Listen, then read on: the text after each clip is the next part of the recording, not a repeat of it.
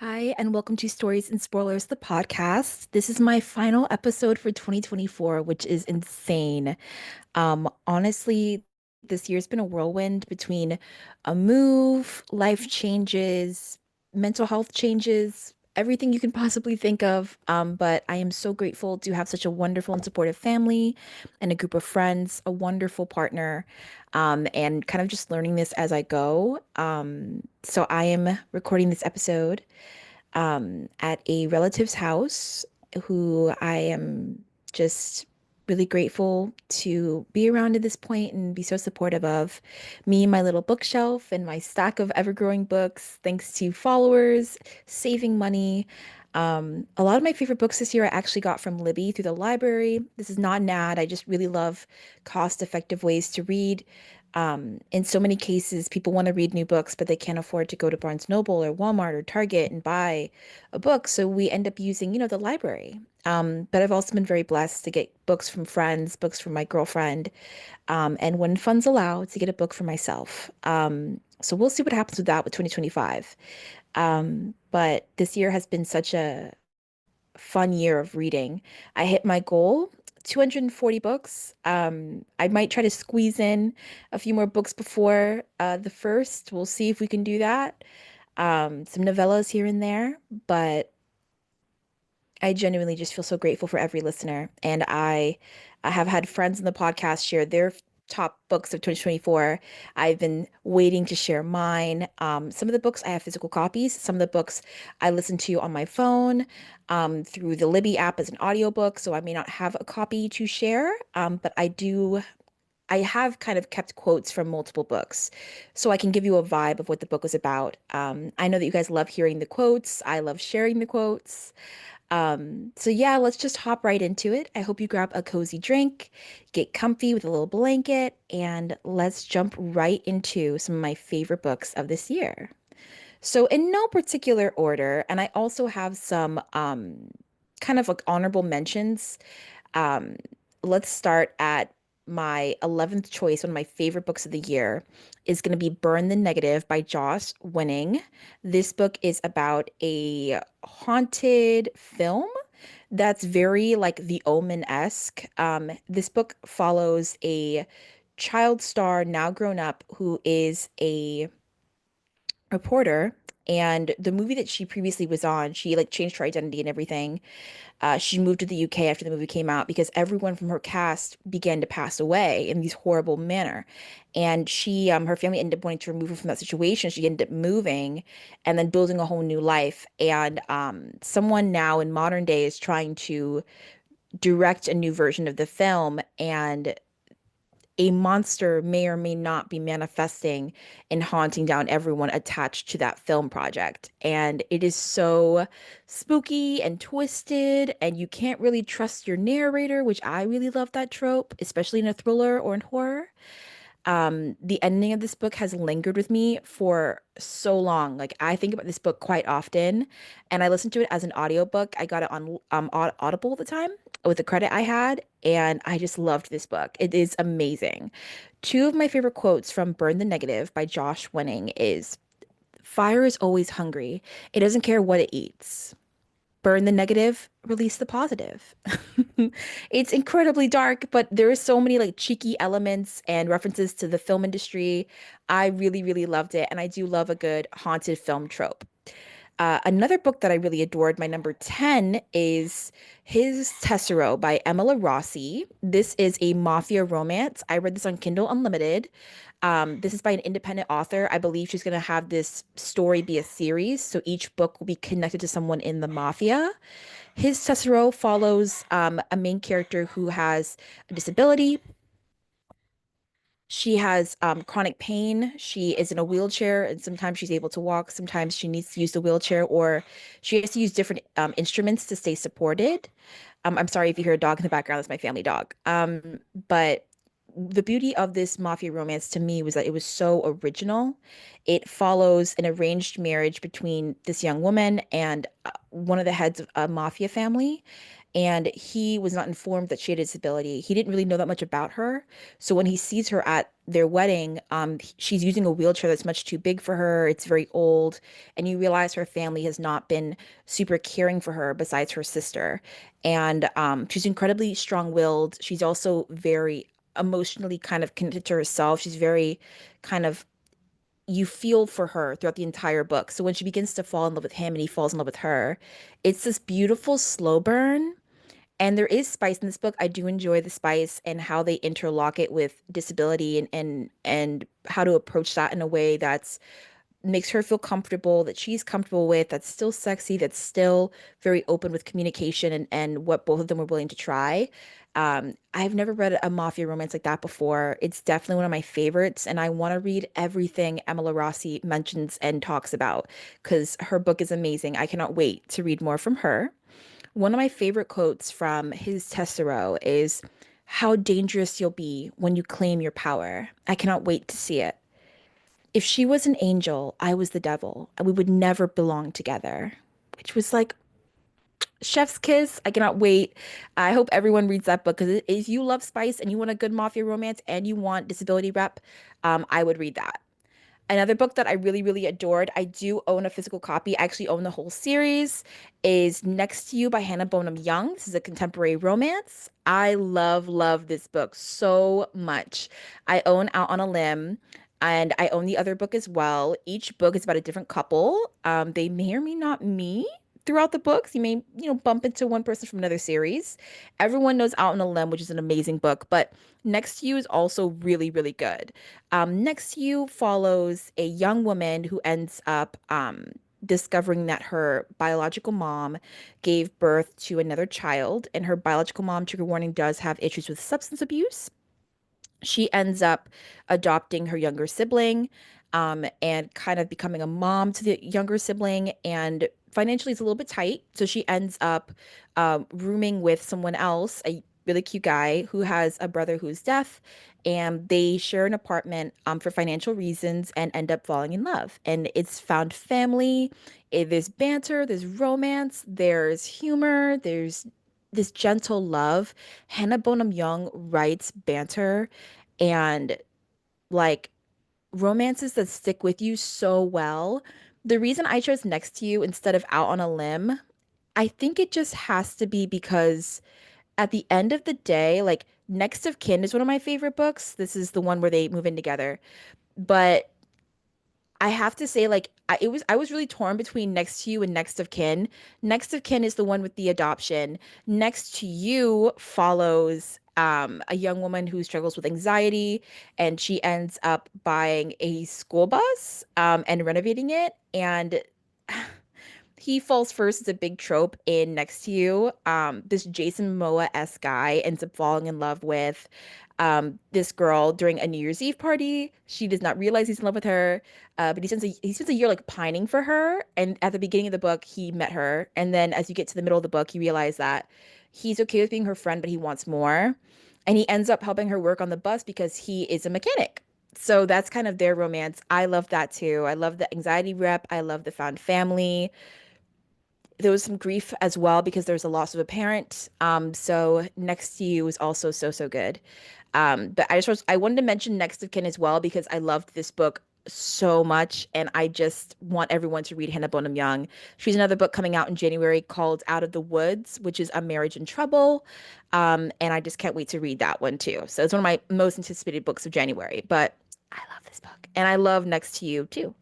A quote from Next to You is, "We have this dynamic. You ask for something, and I take care of it for you. Don't leave me alone while you fight those dragons. Let me be next to you." I love that romance so much. Like, it's hard for me not to kick up my feet because I love it. Like, I just get so cozy and comfy with it. Okay, let's warm it up a little bit. Let's get a little spicy. Um, this is a stalker romance. It's sapphic. It is kind of a mixture of like John Wick meets the professor student trope. This is Don't Forget Me by Eden Emery. I love this book so much. If you want like hot, hot spice, longing, temptation, they're watching you and you feel it. It's like a prickle behind your neck. This is the book for you. As a proud lesbian, I love Sapphic Rep. It means the world to me. And this is actually one of my birthday books. My girlfriend got this for me. And we went to Steamy Lit here in Florida, and I got my physical copy. And this book follows a young assassin who's part of the mafia, who's trying to get away from her dad. She ends up uh working at like a sexy place. I don't want to give too much away. And she ends up meeting her love interest who has gone through a major loss, and the only way that she's able to relax and let go is going to this sexy place. They both match in what they like in kink, and they end up having a wonderful night together. The assassin cannot stop thinking about her, leaves her mafia family, finds the woman that she's in love with, and leaves messages for her. The woman she's in love with is also a painter and a professor at Stanford. And one thing leads to another. They bump into each other again at Stanford, but the mafia family does not want to let go of the main character. And it's dual POV. So you get both of their point of views of everything that's going on, all the secrets of the darkness of the sex. So spicy, spicy, amazing, amazing. I cannot recommend this book enough. And this is also part of a series with different characters. This book is easily a standalone, but the series follows other people mentioned in this book. So I look forward to reading that series too. Definitely a dark romance, very spicy, sapphic. I loved this so much. I could not stop reading. Okay. Like, another book I want to mention. Do I have it on here? Yes. Another book that I want to mention is The Partner Plot by Christina Forrest. As you can see, so many annotations. I loved this book. This is a second chance romance. It's a contemporary romance, and this is the second book in the Green Sister series. You may know as The Neighbor Favor. This is book two. I am waiting for book three in February of 2025. It's another one of my most anticipated books of the year. I saw all the arcs out there and I cried. I was like, I want one so bad. But well, when one door closes, one door opens. Because I will be having Christina Forrest on the podcast next year. Round of applause.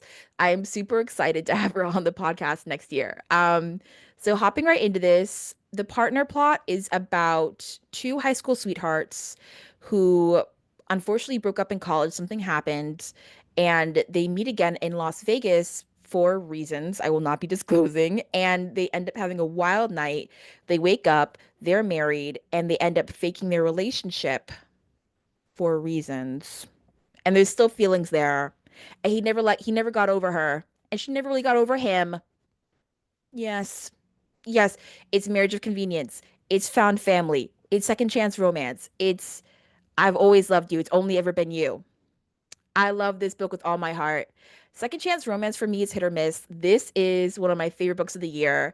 It I think about it all the time. I read this, I think, while I was in Atlanta with my girlfriend for a trip. And I just, once I finished this book and I realized that book three was not coming for a few months, I was so sad. But now it's December and I cannot wait for February because I can't wait for the next book. I'm so excited. Also, I loved Xavier in this book. He was so sweet. Like the MMC in this one was so sweet and so open about his insecurities and about moments when he didn't feel secure in himself and it had nothing to do with her. Um, I just loved his vulnerability. I thought it was so beautiful. So I highly recommend The Partner Plot. And I also recommend The Neighbor Favor. My copy's linked out to a friend right now, but I just love that book too. That's a little bit of like mistaken identity, two book lovers falling in love.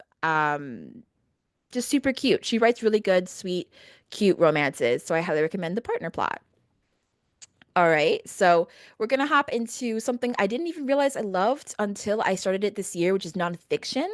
I'm falling for nonfiction. I've been really enjoying memoirs. I've been really enjoying a little bit of history, but I like when it's written in a very poetic fashion. So, of course, I have to mention Flamboyance by George M. Johnson. Flamboyance, the entire title is Flamboyance, the Queer Harlem Renaissance I Wish I'd Known. Had the pleasure of having George M. Johnson on the podcast this year, and I'm so grateful. This book really dives into the lives of people during the queer Harlem Renaissance who brought music and art and color and life into the world, but it also dives into their mistakes and the complexities of them as people. And it also interlocks elements of George M. Johnson's point of view on these people, and of the world and of ourselves. And it dives into the history of LGBTQ uh, IA community, which means a lot to me. And I just feel like this book has so many layers. It's not that big. It's a very small book. I highly recommend that everyone get a physical copy. But I also enjoyed the audiobook. The audiobook George M. Johnson actually read, and it also has jazz between each chapter. So it feels like almost almost like slam poetry a little bit. It feels very whimsical while dealing with some heavy and important topics. So, yeah, I absolutely love this book. It is one of my favorite books of the year. I cannot get enough of it, and I can't wait to read more from George M. Johnson. Such an amazing book. Oh my gosh. Next, I want to dive right back into some spice. I have to have her on this list. She's my favorite author. I love her so much, so I just had to mention her. So I'm going to mention a Sapphic Medusa retelling with really dark elements. It does kind of dive into SA. It dives into unaliving people. It's female rage. It's revenge. It's really dark. But it's also so powerful. This is my special edition of Serpentine Valentine by Gianna Darling. Um, every year of my life, there will always be a Gianna Darling book on my favorite books of the year. She's an artist. She's amazing. She is the moment. Come on. So this book is about Lex, who has a horrible experience one night with a professor. She ends up almost getting kicked out of school, but she fights for it. She fights to stay. She didn't do anything wrong. A year later, you come to find out that the mistress of the school has a daughter, and Lex has a plan to break the daughter's heart and also get revenge on the professor for what they did to her. It's dual POV. You get the point of view of the headmaster's daughter, Luna, and of Lex herself. There's also a vigilante girl group on campus called the Man Eaters, and you get to learn more about them and why they do what they do. The banter between these two, the longing, reminded me a lot of An Education in Malice, another book I will be mentioning. I am a sucker for dark academia, sapphic, spicy, longing, poetry. I love it all. I need it all. This is also a super short book, but it's just so amazing and so beautiful. I want to share a quote from Serpentine Valentine that I really liked, and it was like she was born to kiss me, like she'd been kissing me for years. Eyes so dark, cheeks pink. I embarrassed myself with a whimper. The hold we had on each other felt like a fight, like a war. Ah, so good, so good. I happen to have a very beautiful copy because I saved up for this puppy and I love her so, so much. But the edition, like the original edition of the book is also absolutely gorgeous. Also, just hopping back to my previous mention of flamboyance, I want to share a quote from that book as well, which is, I call them flamboyance. Their lives were full of color, wisdom, and experiences that shine brightly beyond the confines of their time. Figures we deserve the love of kinfolk and skinfolk, a love without conditions, a love that never requires them to show up as pieces of themselves to be acknowledged. Oh, so beautiful. Just beautiful, beautiful writing. I can't get over it. Okay. So my next book, I don't have physical copies for these, a few of these, but I do want to mention them. So the first one that I want to mention, I listened to on Libby, and I loved it so much. It was a compilation of short stories, and it's called The Secret Lives of Church Ladies by Disha Filya. And I'm so sorry if I said their name wrong. The Secret Lives of Church Ladies is short stories linked to women of color and what they somewhat experience in spaces of religion, in society. Each short story carried a certain level of weight and connected to almost like womanhood. One was about a marriage in trouble. One was about a young woman looking back on her relationship with her mother and how she treated her daughter versus how she treated men.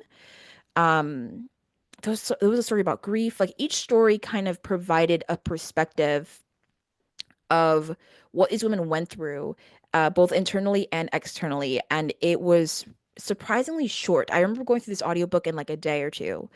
But the writing was so beautiful, and the way that each woman and their stories really linked to women I know or women I've met or even moments where I felt a certain type of way. I didn't know how to describe how I felt. This book unlocked something for me. And each story, I feel like you'll get something from at least one story. So I loved it so much.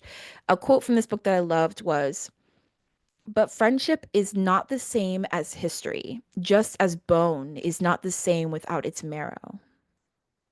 Amazing, amazing. Um, okay, so shout out to the amazing author I got to speak with at the very beginning of this podcast. Mathilda, you are amazing and wonderful. Um, One of my top books of the year. I really hope you read it if you like horror, if you like sci-fi, if you like revenge, and that is Never Whistle at Night, an Indigenous dark fiction anthology by Shane Hawk, Theodore C. Van Alst, and Stephen Graham Jones. Um, Stephen Graham Jones did do a really awesome intro kind of chapter to this book. And I want to share a quote from that. And that quote is, "There's scary stuff in stories, sure. There's stuff that keeps you up at night. There's stuff that makes you watch the darkness you're driving through so much closer. There's hope too. Just some nights you've got to wade through a lot of blood to get there." When I tell you, Never Whistle at Night has some of the best short stories in horror I have ever read. Um, One of the stories that comes to mind immediately, because I think about this book a lot, is I think it's Navajos Don't Wear Elk Teeth. It's something like that. I want to say that because it's one of those things where you read a short story sometimes and you don't remember, all the little details, but you do remember certain parts of it. And I remember gasping. I think I was on a lunch break and I read that, and I was literally sitting here like, I had to re-listen to that chapter because I listened to it as an audiobook. I'll definitely be getting a physical copy of this book because I want to reread it again, but I listened to it as an audiobook and I highly recommend that.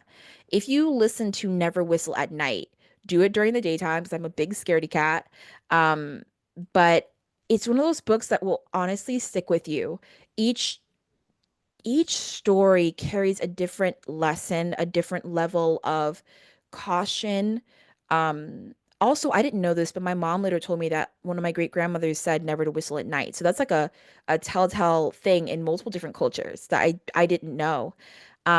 Another book that a story within Never Whistle at Night was Kushtuka by Mathilda Zeller. She was someone I had early on in the podcast, and I'm so grateful she came on the podcast. She shared her inspiration for that short story. She shared the very real elements of it.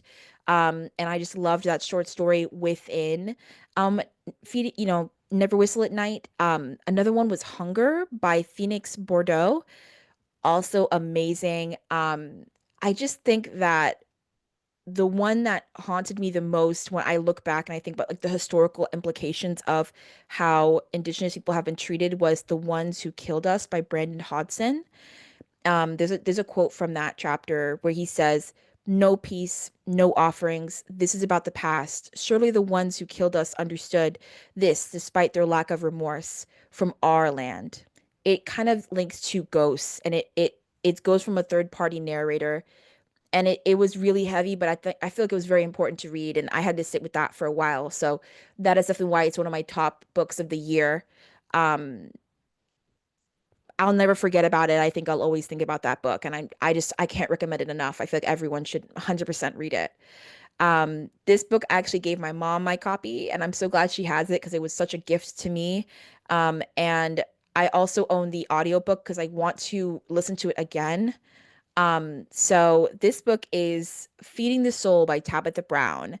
I would describe this as nonfiction because it's about Tabitha Brown's life and lessons throughout her life. She also interlocks, because she's a cook, she's a chef, and she's really big on social media, linked to vegan food. She also interlocks recipes that are related to these lessons in her life throughout the book. So you get a lesson, you get a recipe, you get quotes from Tabitha Brown. She really does give me the same energy as like a really experienced friend, a mom, an aunt, someone who you look at and you feel safe and you feel understood. That is Tabitha Brown for me. It's what her story really gave me and served my heart. Um, it's one of my favorite audiobooks of the year. I got emotional multiple times while reading it, not because it was sad, but because it was impactful. One of my favorite quotes from Feeding the Soul is, I've been through some things. One day I decided I would no longer be bound by the residue of my past. I choose freedom, freedom to be, and freedom to trust, and freedom to be able to say it's my business and really mean it. Freedom to stay free. Wow. That's another thing that Tabitha Brown also says a lot. She says, she's like, you can season this, but that's your business. Like that's her thing.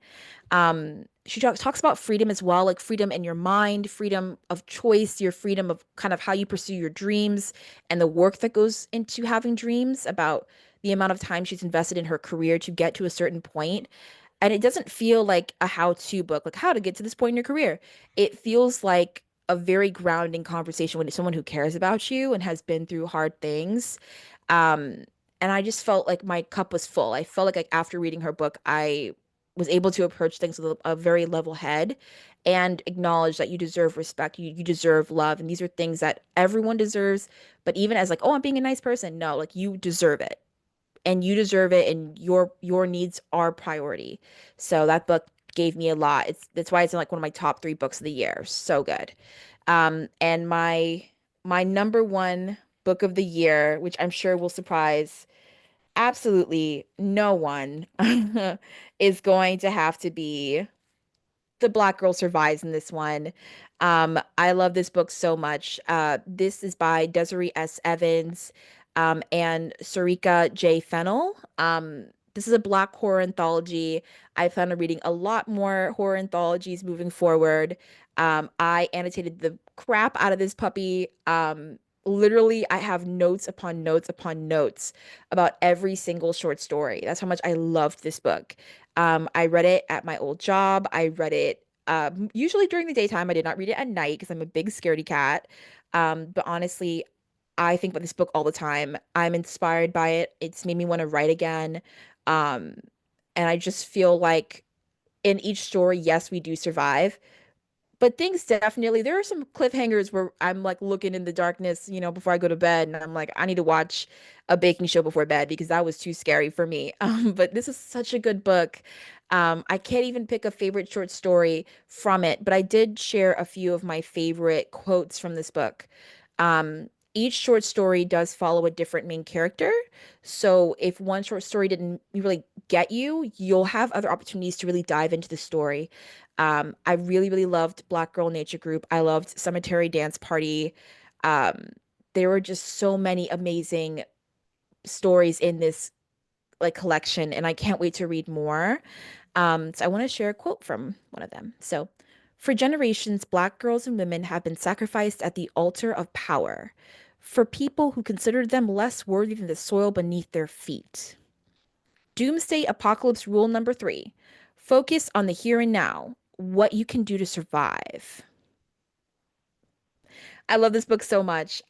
Even if I were to flip to, let's say, like a random page, right? If I were to flip to a random page, I promise you, I can probably remember what that short story is about. This one is The Brides of Devil's Bayou by Desiree S. Evans, one of the main authors in this book. And in The Brides of the Devil's Bayou, I remember this short story. It was so good. I remember I looked up this author after I read it because I wanted to see what else she wrote on Goodreads. Um, that short story links to a woman whose family, all the women in her family, there's a curse where after they hit a certain age, this demon comes to like claim their souls and kill them. And she ends up going to her hometown, and it's her birthday in a few days, and her best friend's with her. And I don't know why I imagined her as Kiki Palmer, but I did. Maybe it's Nope, because that movie really scared me. But she goes to her hometown, and she's trying to find a way to conquer this demon. And the closer she gets to her birthday, her ancestors she sees on the land and the ways they died. And it's so scary. It's so sad. But at the end, there is a moment of hope, and it's so beautifully well written. And this book, even though it's scary, it gave me a lot of hope, and it reminded me of the strength and the power and the resilience of Black women.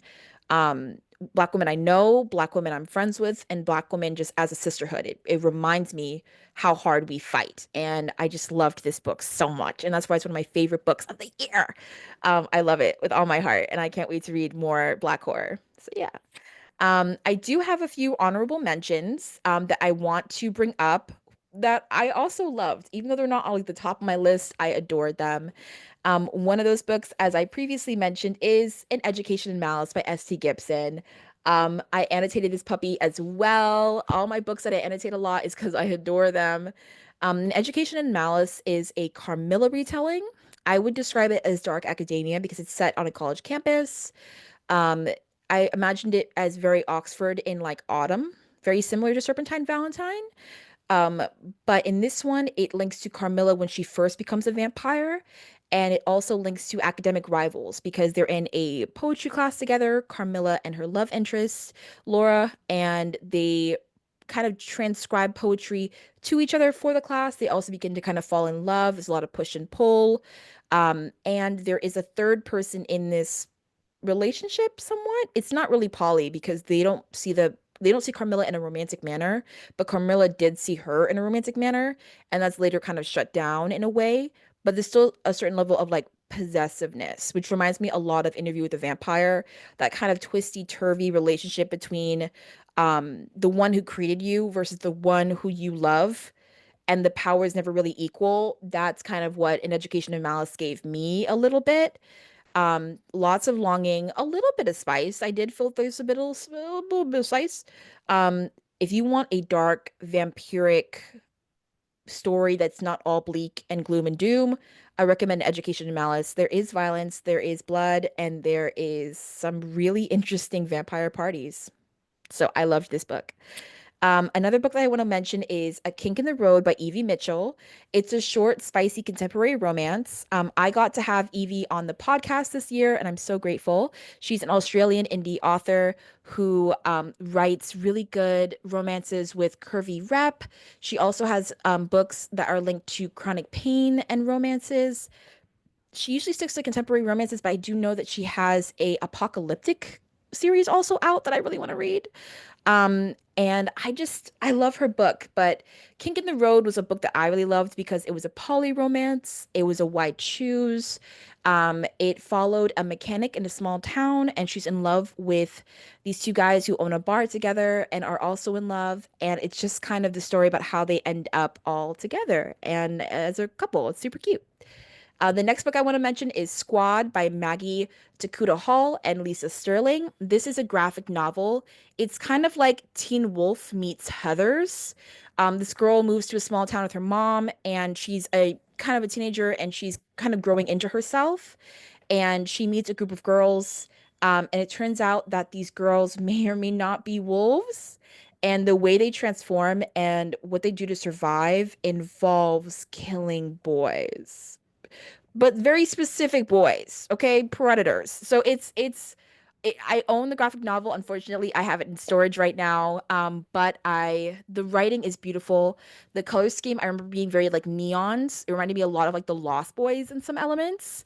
Um, and I just liked that everything came with a cost. It was a coming of age book that felt very rooted in kind of the messiness of being a teenager and figuring out who you are and who you're not and what you are and aren't willing to do for your friends. So I loved it.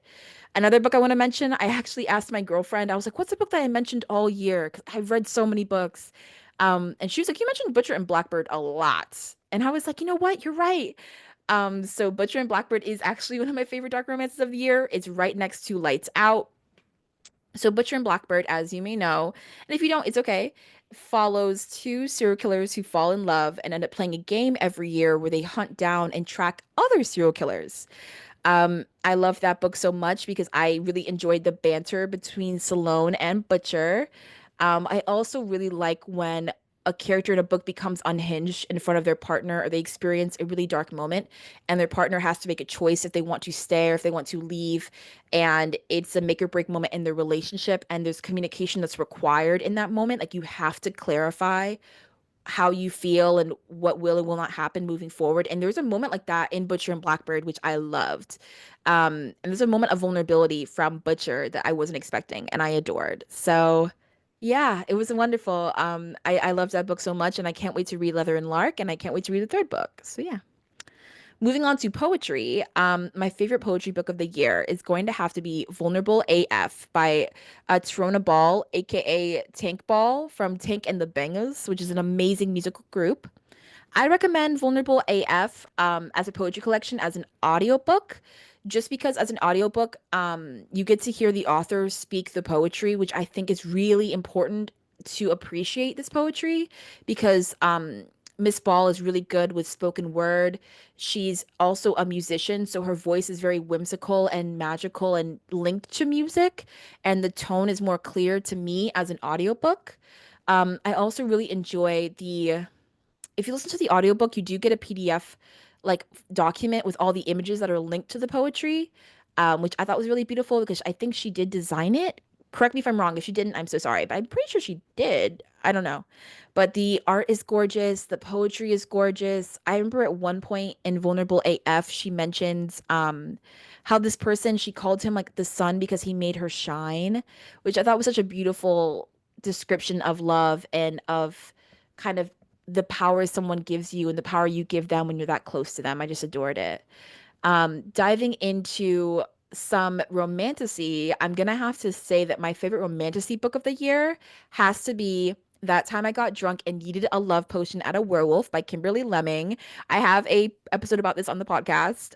This book is funny, it's romantic, it's fantasy, it's a little spicy, there's lots of humor. So if you're looking for a light fantasy book with spice and a cheekiness to it that's not too long. I think it's like around 300 pages, maybe.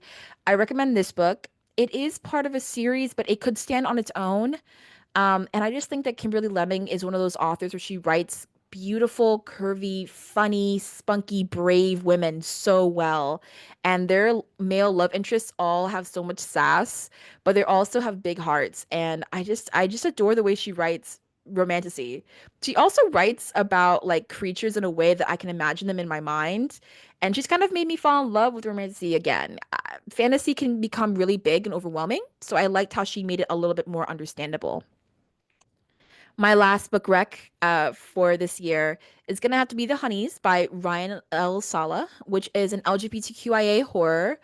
Obviously, I love LGBTQIA stories. A lot of my books on my list were queer, but this book is linked to a summer camp. It's linked to the main character's sister, um, does something really bad in the beginning of the book, and you don't know why. And she ends up passing away.